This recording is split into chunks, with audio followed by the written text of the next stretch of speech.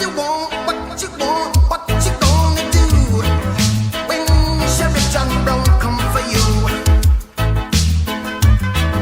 Tell me what you wanna do, what you gonna do.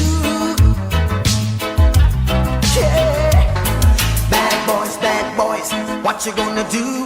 What you gonna do when they come for you? Bad boys, what you gonna do? What you gonna do when they come for you? So hey y'all, it's Justin at the Daily Talk. Got a good one today. Basically woke up to being told that my neighbor's car was missing or gone. Um, so basically I immediately went to my camera system on my phone first and went ahead and looked and see what was going on. Like looked and see if the car was there, when it was there last, and then scroll ahead a little bit and it was gone. So I knew right away that it was either towed or stolen. So at this time, I wake up and go to the computer system where the actual camera surveillance system is on my desk, and jumped onto that 3 terabyte hard drive and started looking at all the cameras.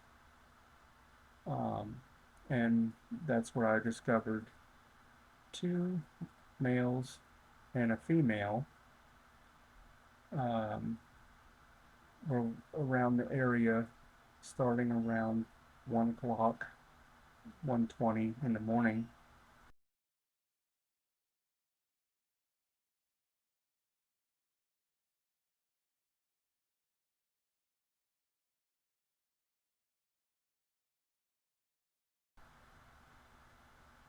And then basically what happened was, I guess from the information I gathered was my neighbor's son unlocked the car and did not lock it back.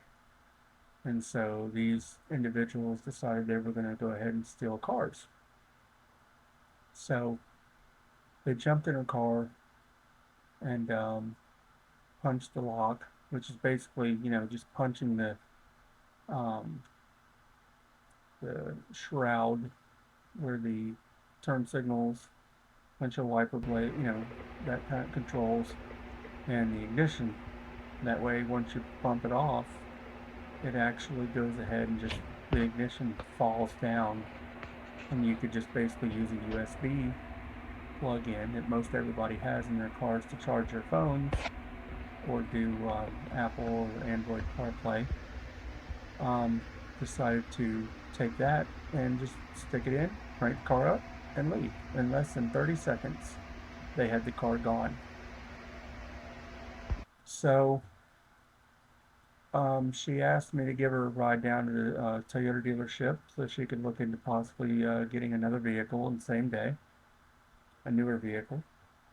And she didn't like the numbers they gave her, so she decided to walk away from doing any deal. So then I said, well, hey, the whole time I'm thinking about this, she's talking, she's making phone calls, insurance company, you name it. And so I said, to myself, we're going to go find this thing. I know we got to find it because the deputy sheriff had come out and arrived on scene, as you see in the video earlier, and basically told us a little trick that they can access all of the cameras on or near the red lights. It doesn't have to be the ticketing camera.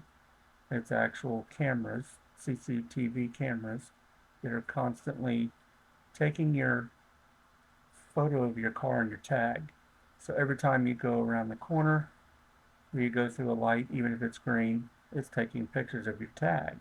So if there's a stolen vehicle, they can pinpoint kind of an area, general area, where it's at, where it's been last seen. So I said, cool. He said it was located last at 5:30 in the morning over at, such and such road and the main highway that you live off of. I said, okay. Great. So I started my search in a couple different neighborhoods around the area. Um, and then I went down to the known neighborhood that's nothing but a bunch of thugs and Section 8 people that, these teenagers are always coming in our neighborhood causing problems. Oh, we run this and running their mouth and acting a fool. And I'm not even going to bring race into it because everybody knows already what's up. You know, we all know what the statistics are on who, what, where, and when, and what type of background and ethnicity the people are that are doing this. So I said, let's go into this last neighborhood over here that is known for trouble in our neighborhood, and let's go over there and let's see if we can find this vehicle. Well, as we were pulling in, the deputy sheriff we'd seen earlier in the morning actually was there looking for the same car we were. So I pulled in to back up and follow him to go to another neighborhood that he might have thought it could be possibly, you know, left in. So as we pull in, the owner of the car says, "That's my effing car." I said, "No way, that can't be it. Really? The perpetrators are going to leave the car where they're sleeping?" And she goes, "That's my car." I said, "Okay, well, get out." And she goes, "Go stop the cop and let him know. Go stop the deputy, let him know that we found it." I said, "No problem." So I jumped back into my second Explorer and ran. I mean, I gunned it. And ran after this deputy so we could actually get his attention. I'm beeping the horn, beep, beep, beep, beep, beep, beep, beep, beep, beep, trying to get him to, hey, hold up a minute, dude. And I said, "Look, we found it. We found it. It's right back there where you just were. You passed it.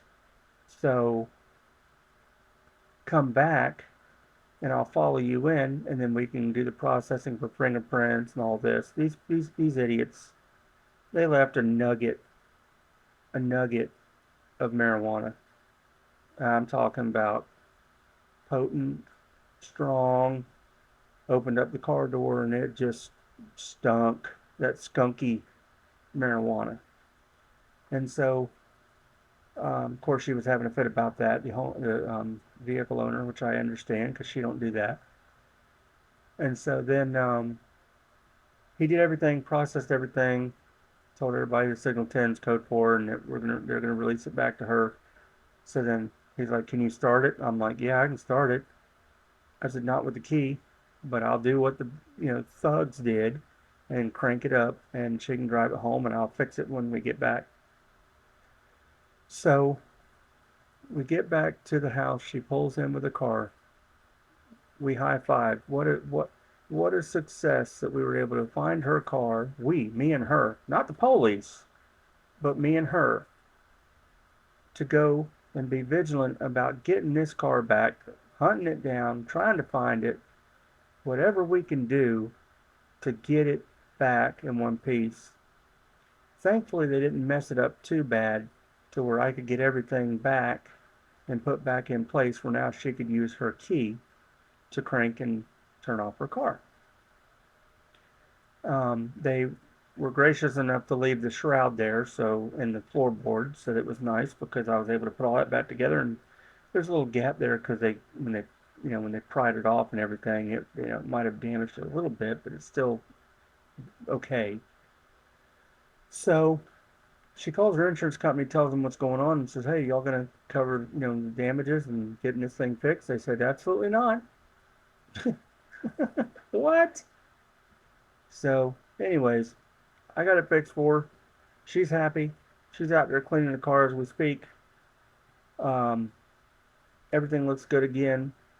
And I told her before we got back home after going to the sheriff's office, because they told us we could get a free club, which goes on your steering wheel, a security safety device.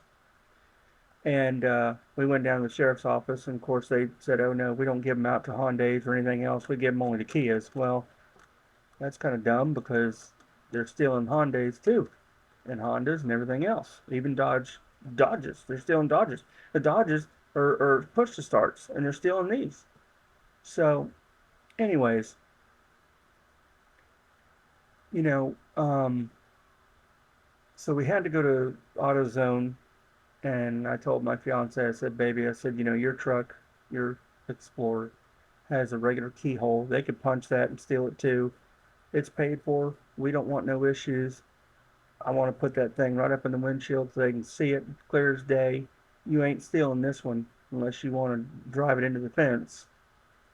And then, of course, mine's a newer one. It's got the push button, but if you don't have the key fob with you, it's programmed to the vehicle from factory, then it will not go into drive at all. You put your foot on the brake and it won't let you release it into drive at all. So, I mean, I've tried. So, hopefully that's a good deterrent. Plus, mine has a perimeter alarm built into it as well because it's 23, and then you have all that fancy stuff. My fiance's Explorer actually has an alarm on it that when you open up the door, it goes off, horn, lights, you name it. And so does my neighbor's car, her Hyundai. But unfortunately, if it was unlocked, it wouldn't go off. So, anyways, that's what happened, and I'm ecstatic. I'm happy. I'm thrilled that we were able to do this. I mean, I'm not knocking the police. I'm not, I get it. He was about to go to a burglary call, you know, uh, alarm call, whatever. So I understand he wasn't really too concerned about, he's just looking for white cars and possibly thinking it's just going to be ditched somewhere. Thank the Lord that her car was not running. They had enough sense to turn it off, so she still had some gas left in it. Now, mind you, she had just spent money to put a new motor in this thing. So, God forbid they would have left it running, because that's usually what they do. They'll leave it running until it runs out of gas. And, you know, next thing you know, she has to get a whole nother motor because you know how it is with leaving a motor idle. It's terrible for it, especially doing it for 12 hours straight without getting, air to the engine. You know, the coolant in the fan can only do so much. But, um, yeah, so that's a win for us. And I guarantee you these thugs are going to come outside and go, whoa, where's that car at? It's gone. You know, and you bring your sorry butt back into my neighborhood and you'll see it right back here. And every time we will come get it, even if you do steal it, and bring it right back. Because we're not playing this game over here no more. We're not letting it, and you know what makes me aggravated is the law, the court system, the justice system, and the sheriff's office and police and all that.